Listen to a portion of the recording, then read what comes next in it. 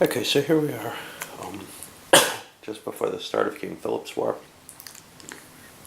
First thing that happens is we have to check for church. On a 1, he comes in and becomes available. He's not available this turn.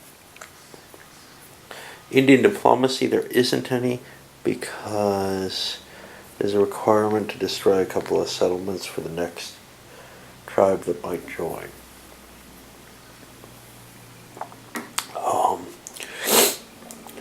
Yeah, unfortunately I'm not terribly well. So now we're going to go to the Indian movement in combat. The Indian's allowed to move 5 of his stacks, essentially.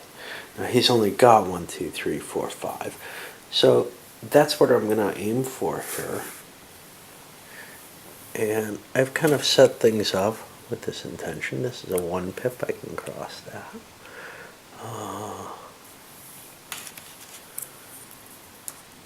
Go here.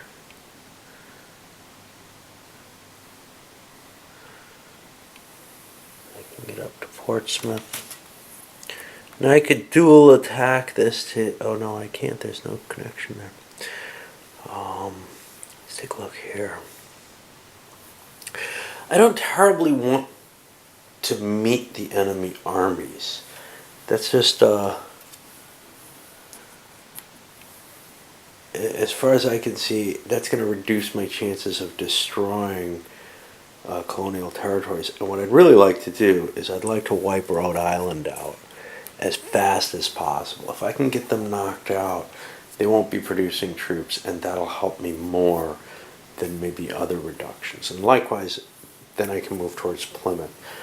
But Rhode Island looks like the weaker target at this point. So I want to hit them. Unfortunately, I don't have connections everywhere to Rhode Island. So I've got to kind of work my way there. And I might as well take some Plymouth stuff out while I do it. Alright. So that's the Indian movement. Now the Indians get to combat.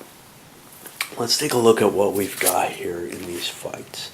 I get to choose these in any order I like. I think I'll choose the hardest one first, just because, well, I don't know. So, strength point wise here, I've got 2 4 strength points facing 2, I think 3. That's not a great odds, but that's where I'm at. I rolled a 3 dice.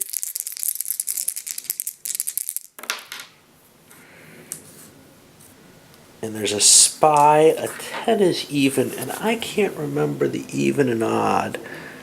Even affects the English. So the English, if they had a leader here, would get a spy, but they don't have a leader, so they can't have one. Which is kind of a benefit for them. Let's take a look at the losses. There is a battle because they're not doubles. We were at 4-3, I believe. Now 4, the Indians got a 6 on their die roll. They caused 2 losses, whereas the colonists caused 1. Well, the 1 loss that the colonists caused is guaranteed. The 2 that the Indians caused, I have a number of choices here. I could just take losses in the troops. I feel like I need troops, though. I'm kind of low on troops in this area. So what I'm actually thinking about doing is possibly reducing this by 2 steps in order to maintain my army. Come back in a moment after I've thought about it. It's a real hard call here. I don't like the idea of losing the village completely, but on the other hand, I don't want to lose the troops. I think I need to have a conglomeration of troops to be able to defend at least 1 Rhode Island territory. So indeed what I'm going to do is I'm going to take my losses in a complete razing of the settlement. Now that gives some victory points here. Let's take a look at what the victory point swing is.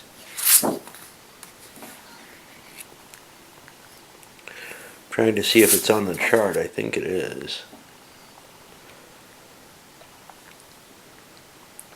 Unfortunately, I don't see it here. So let's take a look at what we get. Well, no warriors or soldiers were completely defeated. Settlement or villagement was raised. So that's one Indian point. And along with that, we're going to cause a provision loss point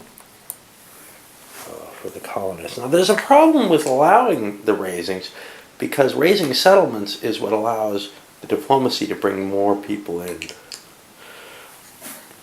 So maybe that was unwise. I don't know. And everything else is equal. Now, there's no advance, no retreat, because there's still troops there. There's no retreat after combat, and there's no advance because of the troops being there. All right. Now, it would have been possible that the Brits would have wanted to try to withdraw or something, but again, they want to fight in each space and defend each space. They don't want to give up a space for free, and there's a defensive position there with the village. They didn't lose anything but that village, so they might as well have defended themselves. Let's take a look at the next one.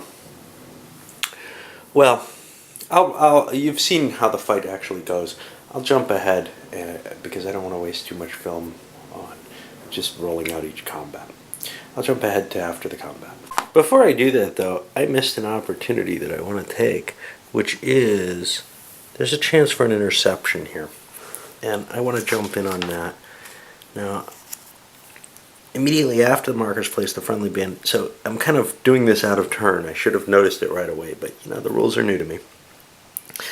Okay, so there's going to be a die roll, and he's got a +1 for having a captain. He's traveling over just 1 pip, so that's a -1 for the pips in the connection. And there's no spies or guides. And what does he need?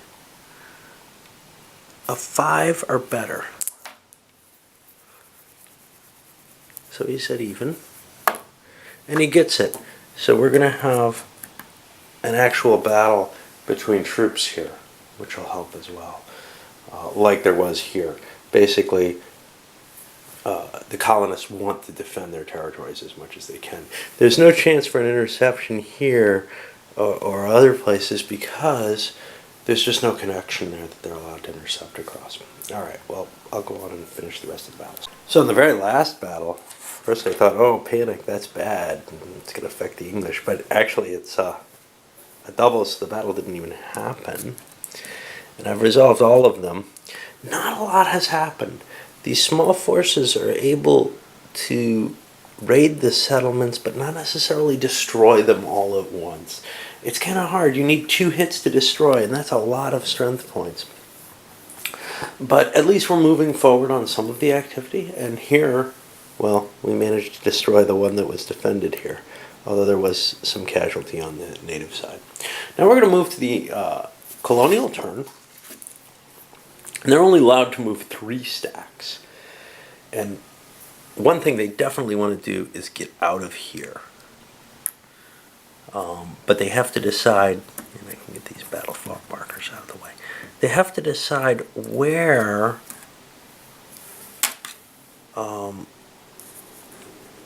they want to kind of coalesce their forces.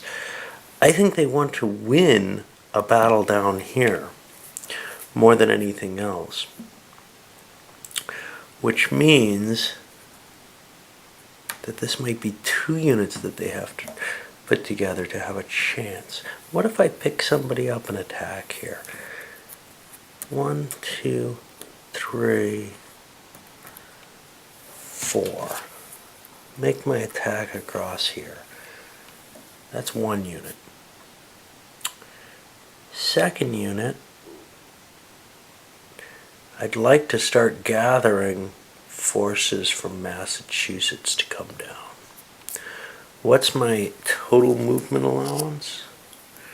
Up to 5 pips.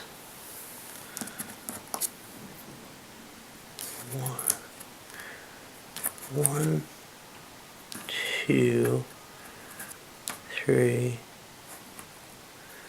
4, and for a 5th one, I'll drop this battle marker here and begin an attack on that direction. Now, I'm not allowed to have 2 leaders in one space, and Plymouth has a problem. It has so many leaders that I don't feel like I can really defend everything I have very well. If I move Winslow down, though, I can provide some defense there. I don't want to lose him. That's an important issue. I've moved 3 of my leaders. Now I get my attacks. I've only committed to 2 of them, and I'll resolve those and be back. Let's look at this first battle because it's kind of exciting.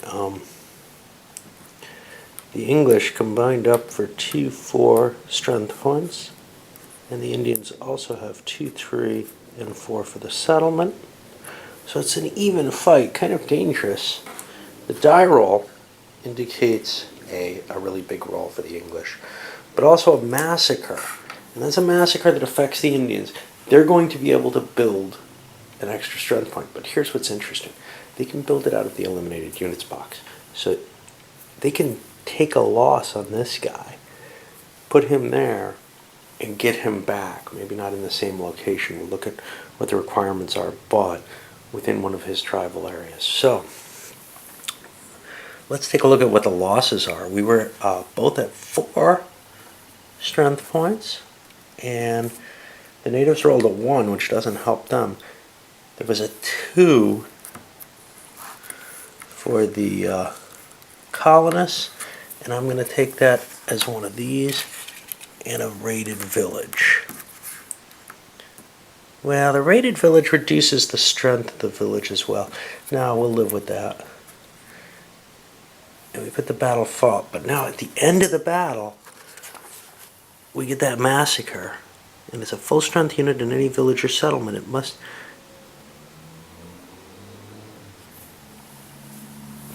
cannot have surrendered or be devastated. So you could put those troops back here, or perhaps even better over here, to strengthen his defenses here, or his offenses here. I'm not sure which way to do it. Let's see. Yeah, I think he's going to strengthen his defenses on this side a little bit. All right. So that's one of the battles. I'll continue with the rest. One thing I forgot, that loss, that casualty, gives the Brits a victory point. Now swinging over to this next battle, since I'm coming back on the video, let's talk about what happens here. The English attack, they roll their dice. Now they have 6 strength points to 1. It's another massacre, but this time it's in the English favor, which means they're going to get a unit. And I'm going to take a Plymouth colony unit for this and give it over to Winslow. Oh, sorry. That's not Plymouth. Plymouth colony and give it to Winslow at the end of the action. But let's look at what the losses are here. I think this is a success. The 1 point for the Indian, that's going to do 1 damage, whereas the 6-point colonists only rolled a 2, and they do 1 damage. So this battle, again, is kind of inconclusive. An Indian village raided, battle fought, marker to mark what happened, and we'll give Winslow that extra unit. No victory points there. And now we're moving on. There's no winter attrition. We check the victory conditions and advance the turn marker. And we'll start looking at what comes in next turn, but it's going to include some muskets and stuff. So that's the end of one quick turn of this. It really feels pretty fast-paced.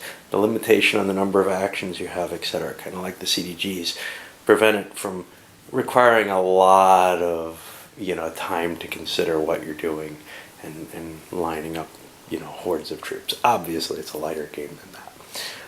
But we'll see how it continues, because as more tribes come in, there may be more and more thinking as to what you have to do.